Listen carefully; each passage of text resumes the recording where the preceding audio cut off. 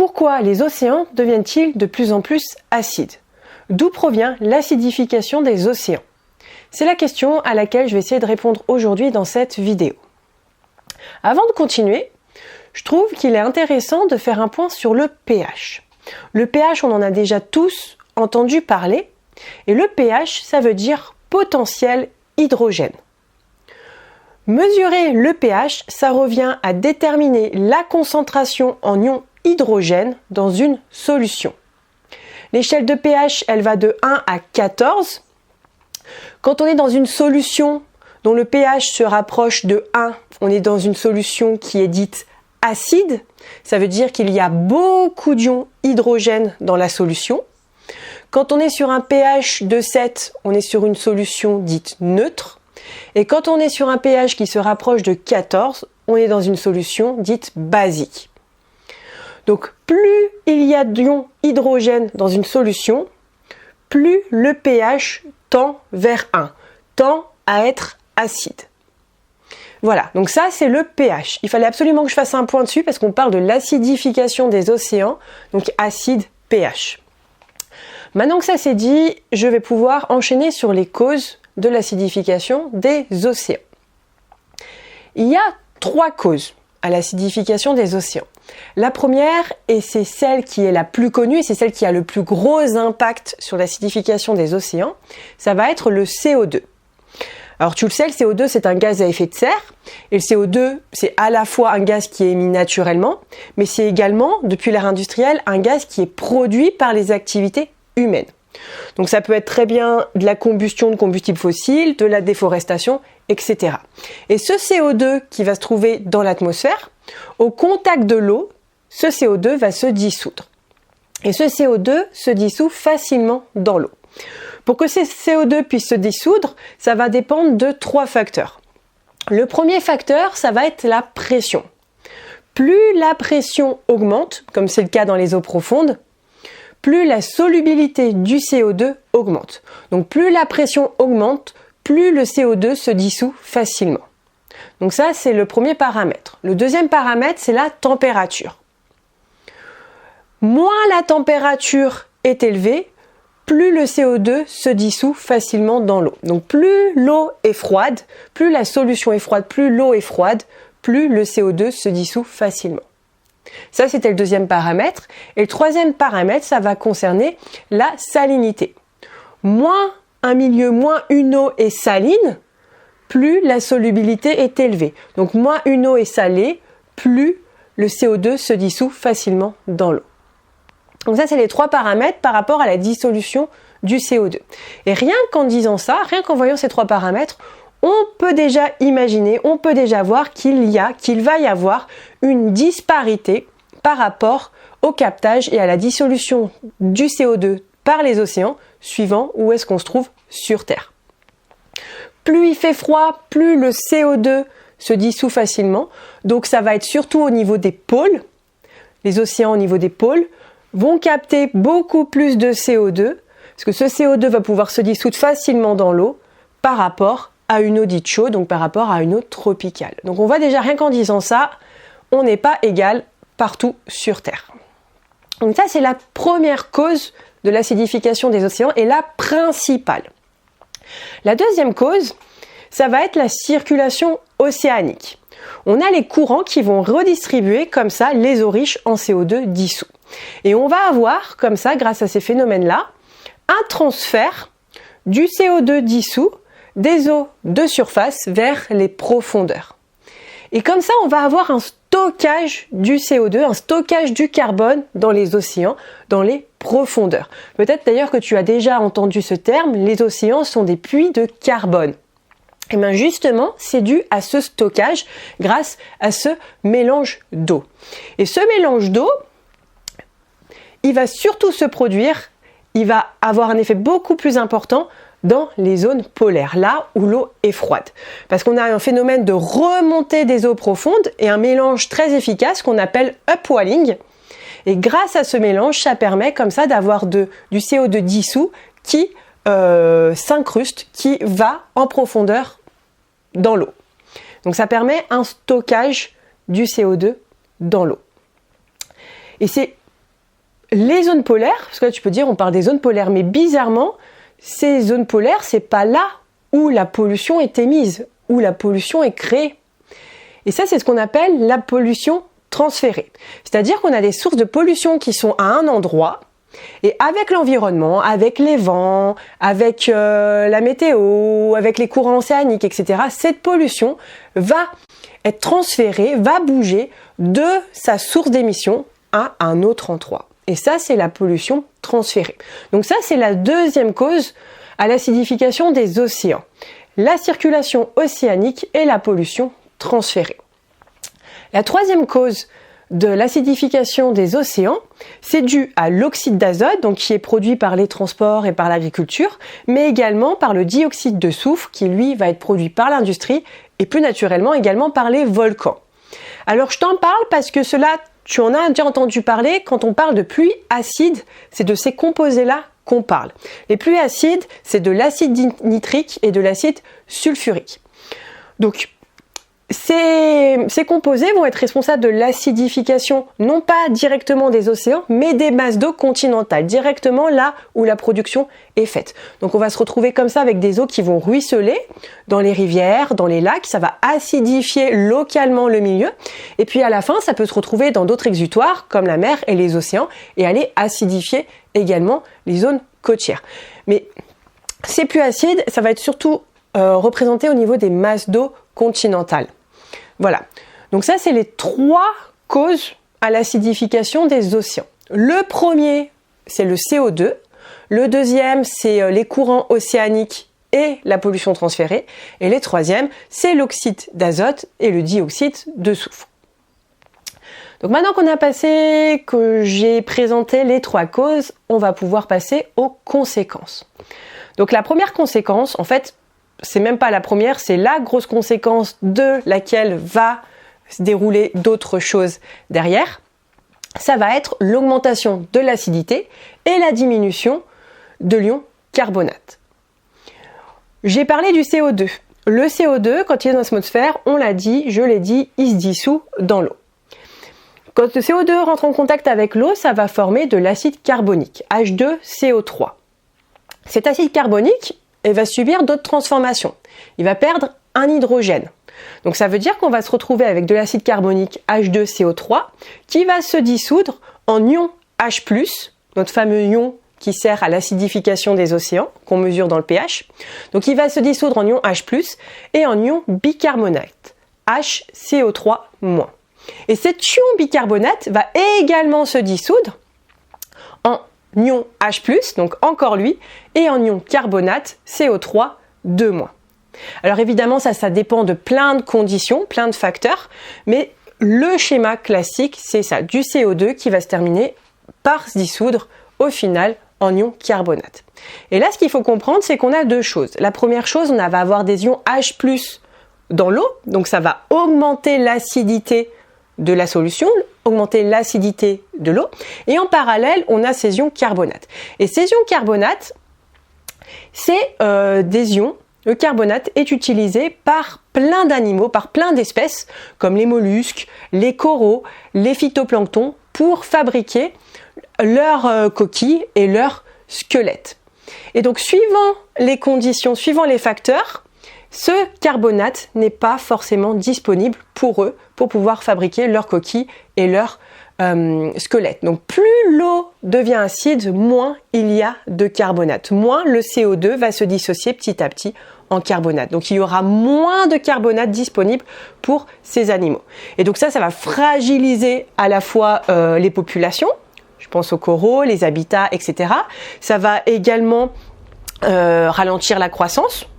Et puis, ça va fragiliser la coquille de certains mollusques. Donc ça, il faut bien le comprendre. On a à la fois l'acidification des océans, augmentation des H+. Plus il y a de H+, plus l'océan devient acide, moins il y a de carbonate disponible pour les animaux. Actuellement, le pH, donc on peut le mesurer, on est sur une moyenne de 8,1. On est passé de 8,2 à 8,1. Et là, tu vas me dire, 8,2, 8,1, ça fait seulement 0,1 pH de diminution. Ça fait seulement 0,1 unité de différence. Alors, ce qu'il faut savoir, c'est que l'échelle de mesure du pH, elle n'est pas métrique, elle n'est pas linéaire. C'est une échelle qui est logarithmique. Donc en fait, quand on perd 0,1 unité, en fait, on a augmenté l'acidité de 30%. On dit comme ça, on n'est pas du tout sur le même ordre et sur la même chose. On n'a pas la même représentation. Perdre 0,1 unité, c'est augmenter l'acidité dans un milieu de 30%. Alors évidemment, c'est une moyenne suivant où est-ce qu'on se trouve sur Terre, sur les océans. Tu l'as compris, on n'a pas forcément les mêmes pH et sur certaines zones, on peut descendre à du 7,7, 7,74 unités. Donc c'est très disparate. Et donc de ce constat, qui est à la fois l'augmentation de l'acidité et la diminution du carbonate, ça va engendrer beaucoup de choses derrière. La première chose, ça va être la perte de biodiversité. Moins on a d'animaux qui peuvent se constituer leur squelette, constituer leur squelette, etc. Surtout au stade larvaire, les stades larvaires sont beaucoup plus sensibles à l'acidité de l'eau, à l'acidité des océans par rapport aux adultes. Donc déjà, quand on a des stades larvaires qui n'arrivent pas à survivre et à atteindre le stade adulte, déjà on a une chute des populations. Donc on a une perte de biodiversité. Derrière, on a également un déséquilibre de la chaîne alimentaire. Je pense au phytoplancton. Le phytoplancton, c'est une microalgue qui utilise le carbonate. Alors le carbonate, on est d'accord que ça s'utilise principalement en CaCO3, donc carbonate de calcium. Mais ce phytoplancton, s'il n'a pas de carbonate, il ne peut pas se constituer. Et vu qu'il est à la chaîne alimentaire, c'est-à-dire que les mollusques vont venir le manger, les mollusques vont être mangés par des poissons, les poissons vont être mangés par des poissons un peu plus gros, etc., etc. À la fin, c'est nous qui mangeons les poissons. Et donc, si de base, l'alimentation n'est pas là au tout début de la chaîne alimentaire, c'est toute la chaîne alimentaire qui est impactée derrière. Alors, par rapport au phytoplancton, il y a quand même certaines recherches qui tendent à montrer que certains phytoplanktons, pas tous, mais certains sont capables de s'adapter à l'acidité et ils utiliseraient beaucoup plus de carbone dans un milieu acide que ce qu'on pensait. Donc certaines espèces sont déjà capables de s'adapter. Il y a également une autre conséquence, ça va être des effets comportementaux négatifs. Certaines études tentent à montrer que plus une eau est acide, plus les poissons, plus les animaux ont du mal à détecter leurs prédateurs. Et donc comme ça, c'est des poissons, c'est des animaux qui ne vont pas arriver à détecter leurs prédateurs et donc qui vont se faire manger. Ça change également les effets du comportement au niveau de la prédation. Donc ça aussi, c'est important à prendre en compte. Quand je parlais du déséquilibre de la chaîne alimentaire, quand je parle des coquilles qui ne peuvent pas être constituées, on est aujourd'hui à la fin de l'année, on se rapproche de la fin de l'année. À la fin de l'année, on a les fêtes de Noël, donc en France. Et en France, on aime bien manger les huîtres et les moules. Et donc les huîtres et les moules sont également impactés par cette diminution du carbonate et l'acidification des océans. Donc tout ça, ça a également un impact sur la pêche, sur l'aquaculture et in fine sur la sécurité alimentaire. À la fois parce qu'on a des espèces, des populations qui n'arrivent pas à se constituer. Donc ça veut dire que nous derrière, on va devoir s'adapter, on a moins de pêche, moins de populations à pêcher. Derrière, on va également avoir des populations, des animaux qui vont migrer. Ça va aussi changer nos zones de pêche, etc., etc. Donc ça a un impact à la fin, faut le penser, sur nous.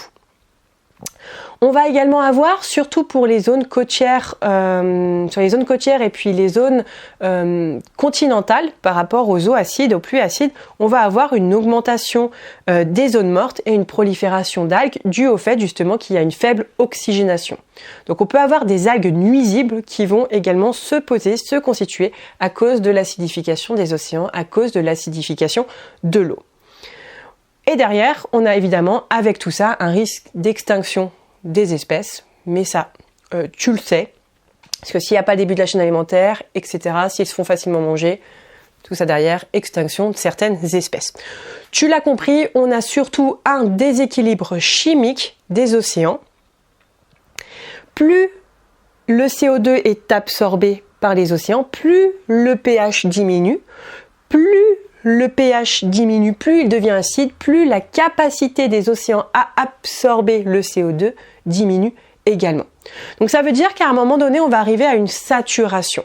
On va arriver à une capacité maximale des océans pour absorber le CO2. Et donc tout ça, ça va participer à l'augmentation du réchauffement climatique. Puisque on produit du CO2, si ce CO2 n'est pas capté par les océans, en partie parce qu'il n'y a pas que les océans qui captent le CO2, mais si ce CO2 n'est pas capté par les océans, c'est du CO2 qui va rester dans l'atmosphère. Le CO2, c'est un gaz à effet de serre, donc comme ça on va avoir réchauffement climatique avec tout ce qui va derrière, augmentation des tempêtes, des inondations, etc. Aujourd'hui, l'océan capte à peu près 26% du CO2 produit. Donc 26% du CO2 produit, c'est énorme, c'est un quart du CO2 produit qui est absorbé chaque année par les océans. Et là, tu vas me dire, pourquoi pas plus? Et bien justement, on a vu tout à l'heure que ça dépendait de plusieurs facteurs, de la température, de la pression, de la salinité et d'autres facteurs environnementaux qui rentrent en compte. Donc déjà, pourquoi pas plus? Pourquoi est-ce qu'on peut... Enfin, c'est même pas pourquoi, on peut se poser la question, est-ce qu'à l'avenir, est-ce que dans le futur, les océans vont pouvoir capter plus de CO2 que ce qu'ils ne captent actuellement? Alors, moi, je peux pas le répondre, et je pense que globalement, les chercheurs vont avoir du mal à répondre à cette question, puisqu'aujourd'hui, on est déjà à 26%, donc pourquoi pas plus? Et puis justement, je l'ai dit, ça dépend de plein de facteurs, et ça va dépendre également de la capacité qu'ont les espèces à s'adapter à cette acidification aussi. Donc pour l'instant, on ne peut pas dire si les océans dans le futur vont pouvoir ou pas capter plus de CO2. Ce qu'on peut juste émettre comme hypothèse, c'est qu'au bout d'un moment, les océans vont arriver à saturation. Et après, qu'est-ce qui va se passer? On ne peut pas le dire. Vu que ça ne s'est jamais produit, on ne l'a pas mesuré, donc tant qu'on n'a pas la donnée, on peut imaginer plein d'hypothèses, on ne pourra pas dire la bonne. Voilà, tant que ça ne s'est pas produit, tant qu'on n'a pas la donnée, on ne peut pas dire ce qui va se produire dans le futur. Et peut-être qu'il va y avoir des choses qui vont se produire et qu'on n'aura pas mis en évidence en science jusqu'à présent. Donc voilà, très difficile à savoir. Ce qu'il faut retenir aujourd'hui, c'est que 26% du CO2 est capté par les océans. Maintenant qu'on a vu les causes, qu'on a vu les conséquences, quelles sont les solutions? La première solution, et pas des moindres, je vais pas dire que ça va pas être nous, en tant qu'humains directement qui pouvons pas faire cette solution, mais ça va concerner les industriels. Ça va être la réduction des émissions de CO2, d'oxyde d'azote et de dioxyde de soufre. Il faut absolument diminuer, réduire les émissions de CO2 pour limiter l'acidification des océans. Ça, c'est la première solution. La deuxième solution, et ça va se faire beaucoup plus localement, ça va être de neutraliser les seaux acides en utilisant de la chaux ou bien du carbonate de calcium. Alors cette solution, elle ne peut pas se faire à l'échelle globale, à l'échelle mondiale, parce que 1, ça coûterait beaucoup trop cher, et 2, il faut que tout, au niveau international, tout le monde soit d'accord pour le faire. Donc cette solution, c'est surtout déjà étudié actuellement en phase de test, donc c'est surtout en test et sur des petites masses d'eau, ça va être sur des petits lacs, sur des petites rivières qui vont être contaminées, qui vont être acidifiées localement. Donc c'est sur là-dessus qu'on va plutôt travailler quand on parle de neutralisation des eaux acides par la chaux ou par le carbonate de calcium. Donc ça, c'est la deuxième solution. La troisième solution, ça va être tout simplement de mettre en place des politiques et des régulations environnementales, internationales et locales pour protéger les masses d'eau. Donc ça, c'est la troisième solution sur laquelle on peut agir, ça va être de réglementer les masses d'eau. Derrière cette troisième solution, on va en avoir une quatrième, et la quatrième, c'est celle qui me tient le plus à cœur. Ça va être la revégétalisation et la restauration des zones humides et des forêts. Donc moi, tu le sais, je suis une farouche défenseuse du cycle de l'eau. Et donc pour moi, c'est celle sur laquelle on peut agir facilement, sur laquelle les collectivités peuvent agir facilement. On va recréer des zones humides, des zones tampons. Ça va permettre à la fois de capter le CO2, de le stocker par les végétaux et dans les sols, et ça va permettre également de filtrer les eaux comme ça de ruissellement qui seraient contaminées, qui seraient acidifiées en amont. Donc ces zones humides et ces forêts sont, je l'ai dit, la première solution qu'on peut mettre en place localement. Et en plus d'être les zones humides, je t'en ai déjà parlé dans d'autres vidéos, mais les zones humides, ça permet à la fois également de lutter contre les inondations, de faire venir une biodiversité extrêmement importante, etc., etc. Donc quand on recrée des zones humides, on ne crée pas une zone humide pour créer une zone humide. Derrière, ça crée tout plein de choses qui sont bénéfiques pour nous, pour la nature, et pour nous, derrière, humains, en termes économie, en termes humains. Voilà, je l'ai dit. Donc je le répète, l'acidification des océans, elle a 3 causes. La première cause, c'est le CO2 qui est émis par l'activité humaine, qui va venir être capté par l'eau, par les océans. Ça va se transformer en ion H+, et en ion carbonate. Plus il y a de CO2 qui va être capté, plus on va avoir d'ion H+ dans la solution et plus l'océan va devenir acide. Plus l'océan devient acide, moins on a d'ion carbonate qui sont disponibles pour les animaux pour pouvoir créer leur squelette, créer leur coquille. On a également les courants océaniques, la pollution transférée et puis derrière l'oxyde d'azote et le dioxyde de soufre. Voilà. Moi, tu sais, je te l'ai dit, je pense qu'il faut absolument réhabiliter, restaurer le cycle de l'eau. Il faut absolument qu'on prenne en compte ce cycle de l'eau à l'avenir. Je pense que c'est crucial. Voilà, à travers ces vidéos, cette vidéo et globalement toutes mes vidéos, moi j'espère te montrer que notre monde est interconnecté, que tout dans notre monde est interconnecté. Et ce qui est au cœur de cette interconnexion, pour moi, c'est l'eau. Voilà. Là, tu vois que j'ai regardé ma feuille, je me suis fait un petit plan avec quelques notes. J'ai tenu compte des commentaires précédents que j'ai pu avoir sous mes vidéos, comme quoi je m'exprimais mal, comme quoi je n'étais pas forcément claire, je n'étais pas forcément au point justement parce que je n'avais pas de plan, etc., etc. Alors, je tente le plan, je pense que c'est pas mal pour m'aider à me structurer. Après, pour ce qui est de ma façon de parler, c'est aussi pour ça que je fais des vidéos. Je souhaite justement apprendre à parler, apprendre à communiquer, à mieux communiquer face à une caméra, ce qui n'est pas facile non plus. Et donc j'espère que cette vidéo a été plus audible, a été plus claire par rapport à mes vidéos précédentes et j'espère que je vais pouvoir m'améliorer au fur et à mesure dans d'autres vidéos. Voilà. Là, comme tu vois, j'ai tourné en intérieur. Alors, dis-moi ce que t'en penses, parce que d'habitude mes autres vidéos je les ai tournées en extérieur. À titre personnel, je préfère l'extérieur, mais je suis en Savoie et actuellement il fait très froid. Donc j'avoue que tourner en intérieur, c'est pas plus mal pour moi aussi. Voilà, dis-moi ce que t'en penses. Aujourd'hui, nous sommes le mardi 26 novembre 2024 et je te dis à la prochaine.